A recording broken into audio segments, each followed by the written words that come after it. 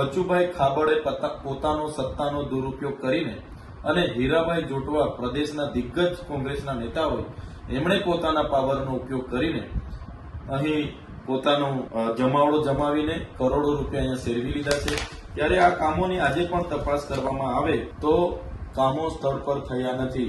ત્યારે મનરેગા કૌભાંડમાં માત્ર ભારતીય જનતા પાર્ટીના બચુભાઈ ખાબડના પુત્રો જ નથી, એ કૌભાંડમાં ભાજપના બીજા નેતાઓ સહિત કોંગ્રેસના પ્રદેશ કક્ષાના નેતાઓ પણ છે, જે મનરેગા બિનકુશળ શ્રમિકોને આ વિસ્તારોમાં રોજગારી પૂરું પાડીને એમનું આર્થિક રીતે ઉત્થાન કરવા માટેનો કાયદો બન્યો। એક યોજનામાં ભાજપ અને કોંગ્રેસે ભાઈ બનીને કરોડો રૂપિયાના કૌભાંડો કરેલા છે। જે મારું માનહાનિ કર્યું એનો હું આજે એક સૌથી મોટા ખુલાસો કરું છું કે ગુજરાતમાં ન થયો એવડો ક્લેમ હું સૈતરભાઈ વસાવા ઉપર કરવા જઈ રહ્યો છું, કરીશ, અને એમણે કોર્ટમાં એ પુરાવો આપવાનો છે કે મારી કંપની ક્યાં છે અને હું ક્યાં કોન્ટ્રાક્ટર છું અને ક્યાં ભ્રષ્ટાચાર કરું છું। પણ એ કરે છે, એમની જે વાત છે લોકમુખે, એ 10% કરપ્શન કરે અને એ પણ એની મોડેલ ઓપરેટિવ છે કે અધિકારીઓ પાસેથી પૈસા લે, ડાયરેક્ટ એજન્સીઓ પાસે નહીં।